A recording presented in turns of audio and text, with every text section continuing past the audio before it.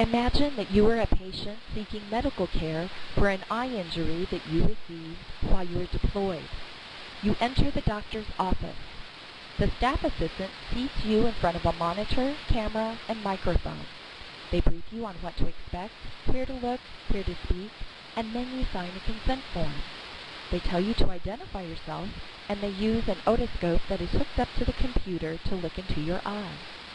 The staff establishes a good video and audio connection with the doctor, who is licensed in the country where you are located.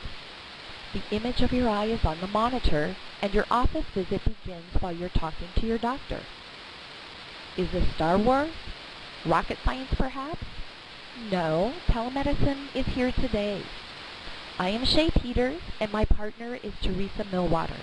We will be talking to you about telemedicine. I will be briefing today, but if you have any questions after the presentation, feel free to contact me or Teresa at our MPS email address. The objectives for today are as follows. We will define telemedicine, describe the services it provides, the benefits of telemedicine, we'll describe the delivery mechanisms of telemedicine, and lastly, some DoD applications of telemedicine. Telemedicine is defined as the exchange of medical information from one site to another. This is done using a variety of electronic communication devices, email, two-way video, wireless tools like stethoscopes, vital sign monitors, glucose monitors, those sorts of things, and smartphones, just to name a few.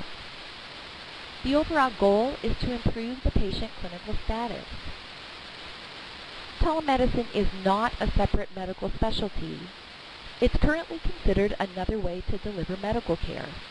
Even in the reimbursement fee structure, there is usually no distinction made between services provided on-site and those provided through telemedicine.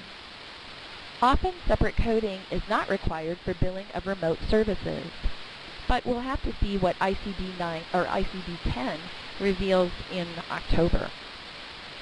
Virginia is the latest in a string of states that is passing telemedicine legislation. 11 other states have adopted mandates for the coverage of telemedicine.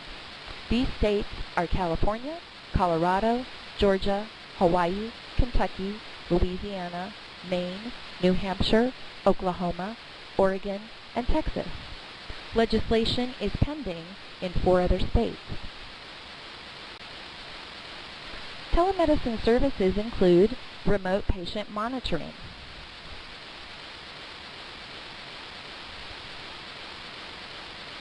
One example of remote patient monitoring is home telehealth.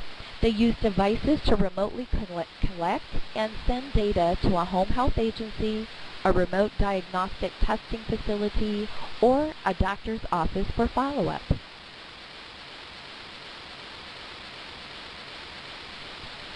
Specialist referral services may include a primary care physician or allied health professional assisting the physician with differential diagnosis. Differential diagnostic procedures are used by trained professionals to diagnose the specific diseases and eliminate or mitigate any imminently life-threatening conditions. Store and forward capabilities include teleradiology, telepathology, vital signs, video clips, along with other patient data that can be sent forward for later review.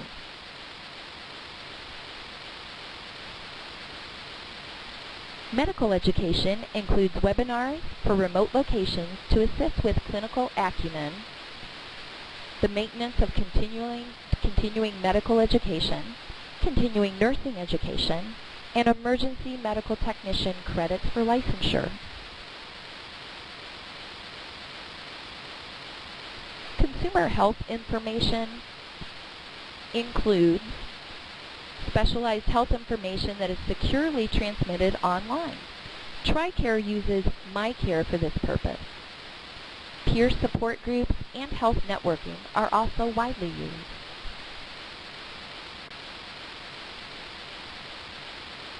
There are a couple of different types of delivery services.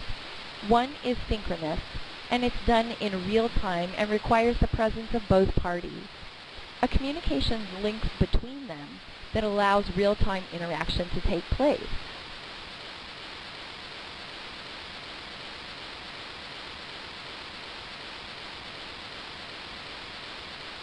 Asynchronous delivery is data that is encrypted and sent to a doctor or medical specialist at a convenient time for assessment offline.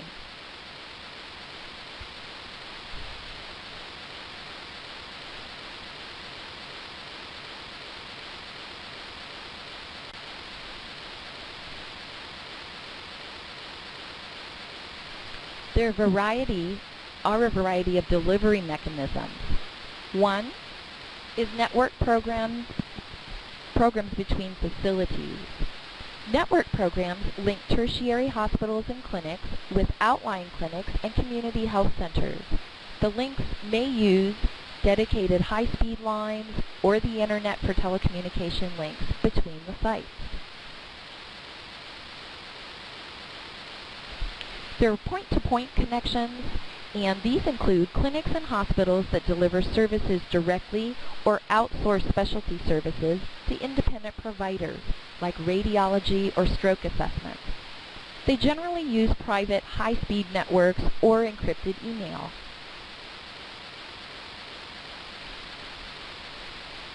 Monitoring center links. They are used for cardiac, pulmonary, glucose, vital signs, or fetal monitoring, home care, those sorts of things. Care is given in the home. There are companies that now provide all of the monitoring and are the communication go-between with providers.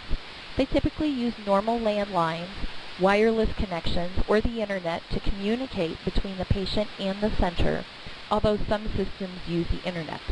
When email is used, it's important to note that it is encrypted because of the protection of PHI. Web-based e-health patient services provide direct consumer outreach and services over the internet. Some are also using cloud technology. Some of the needed equipment are a PC and then a connection, and that can be broadband, internet, satellite, or dial-up, digital video and or camera, printer scanner, wireless peripheral medical equipment like vital signs, stethoscope, otoscope, EKG, things like that. And hospitals and clinics will often network together. Now, what is depicted here is just one arrangement of these variety of delivery mechanisms, and you can see how it all ties into a singular system. We'll now discuss some of the benefits of telemedicine. Managed care, home health, and certain care plans cover provider use of telemedicine when it is warranted. Hospitals and health systems share specialty services. Medicare is unlimited for remote imaging services, and consultation is covered for patients in remote areas. This provides access to care that wouldn't have been there otherwise.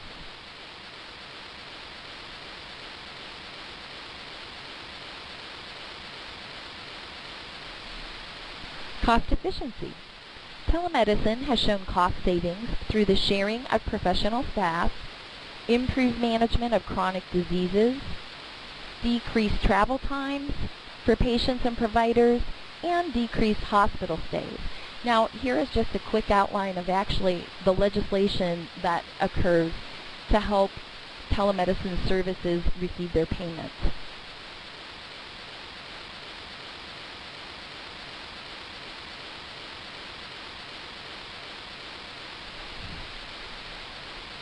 Quality of care.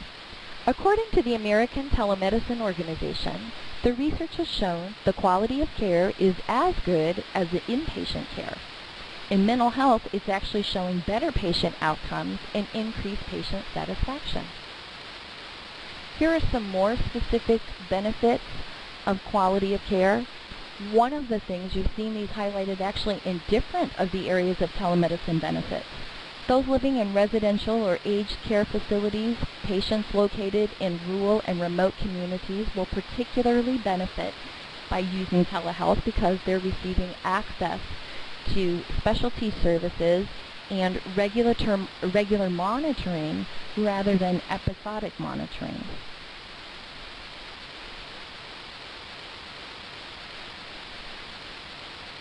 And lastly is patient demands.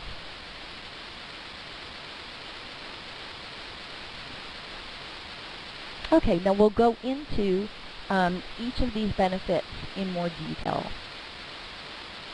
Under improved access, it improves access for the patients, as we mentioned. It allows healthcare providers to expand services beyond their physical offices.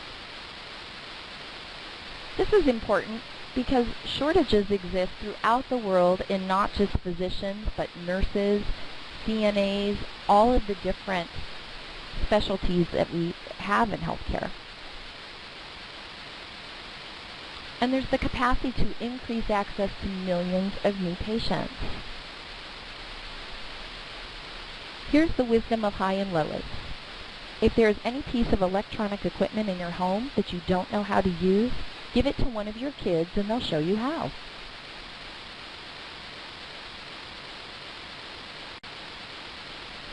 So let's go into cost efficiency. It allows providers to better manage the disease processes of their patients. The changes in status are determined prior to extreme exacerbation so you can nip things off in the bud. Patients in remote locations receive routine rather than sporadic monitoring. Professional staffing can be shared. And this results in fewer or shorter hospital stays. And here is the wisdom of Gilbert on cost efficiency.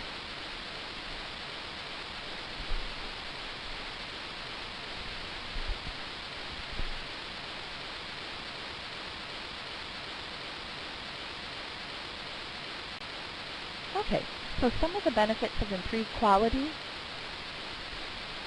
Specialties such as mental health can deliver better care. The quality of care improves overall because patients are more willing to share because they have a higher degree of privacy in their own home. And it gives them a better level of comfort. The result is increased patient outcomes and satisfaction with this method of healthcare delivery.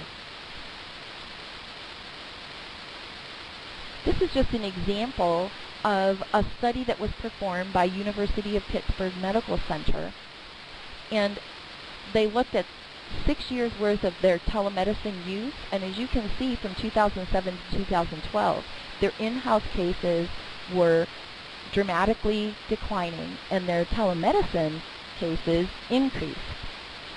What they looked at was intraoperative neurophysiological monitoring, and it's called IONM.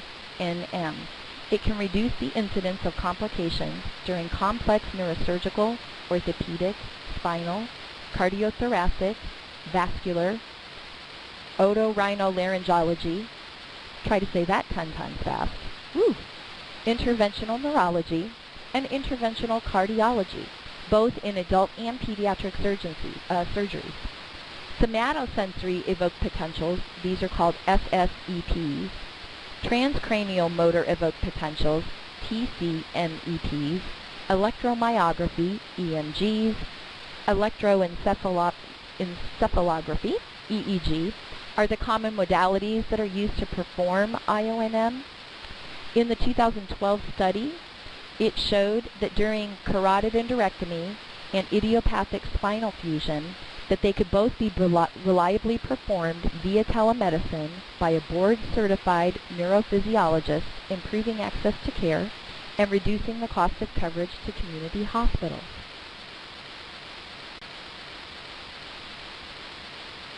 Patient demand. Our consumers are actually asking for telemedicine because it reduces the travel time for both patient and provider, and it decreases the stress that's associated with travel, noise, traffic, wear and tear on the vehicle, wear and tear on the, just your mental well-being. having to go, especially if you're in a remote location. The greatest impact that it's having is actually on the entire continuum, patients, families, and communities. Over the past 15 years, numerous studies have documented patient desire for telemedical services. It reduces travel time, as previously mentioned, along with the related costs and stressors of travel, and makes specialty services accessible for all. Now this is a before and after picture of a patient who received care in a telemedical wound clinic.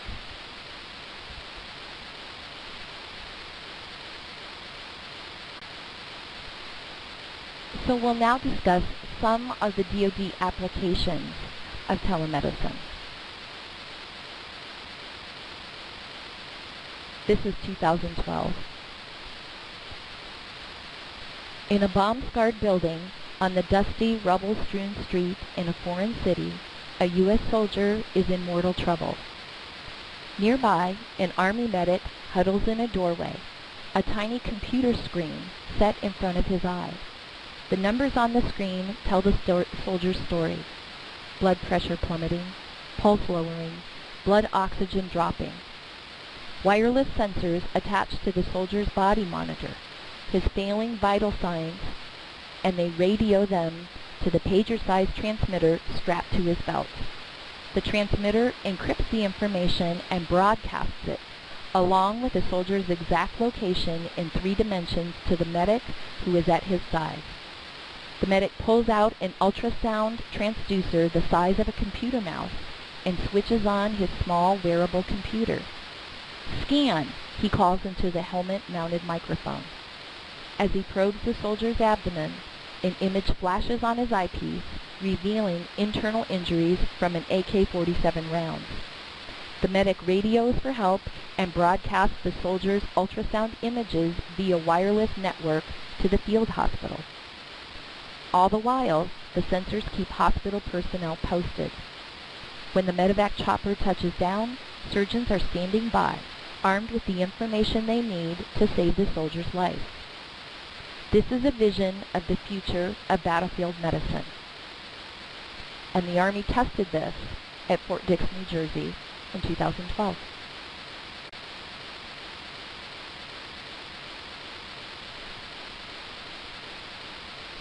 In 2009, the USNS Comfort hosted a telemedicine teleconference with Walter Reed and the National Naval Medical Center in Bethesda, Maryland. This is groundbreaking technology for Navy medicine, with multiple uses, especially on humanitarian missions like Continuing Promise. It is a great teaching tool since Comfort medical personnel see patients that are rarely seen in the United States. Health.mil cites military families face many unique stressors that civilian families don't, deployment being one of the top stressors. And no one feels this any more than naval families who have regular sea duty. To help families cope with the effects of deployment, the Navy Bureau of Medicine and Surgery created Families Overcoming Under Stress, better known as the FOCUS program. Based at BUMED, the program has been helping families since 2008. With the addition of a telehealth component, FOCUS became able to help not only those who are located at or near military installations, but any family who needs help worldwide. The primary purpose of FOCUS is resiliency training for children and families.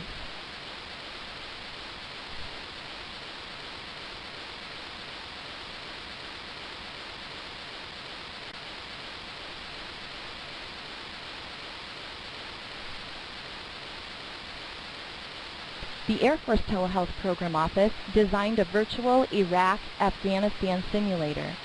It is designed to treat service members with post-traumatic stress disorder returning from theater. The simulator is a form of virtual reality exposure therapy. The soldier, sailor, airman, or Marine is placed in an immersive environment through the use of the headset. The patient is virtually exposed in a safe and secure setting for 30 to 45 minutes per session to help them deal with visual, auditory, kinesthetic, and olfactory senses that barrage them during this experience. And the purpose is for the patient to gradually learn to cope with the fearful experience that caused them trauma. The VA is doing amazing things with their behavioral health programs and have spent millions in research honing their time-proven techniques. These are just some of the DoD applications. There are many, many others. In summary, we defined telemedicine. We described the services telemedicine provides. We described the benefits of telemedicine. We described the delivery mechanisms of telemedicine. And lastly, we just highlighted a few of the DoD applications of telemedicine. Thank you for your kind attention.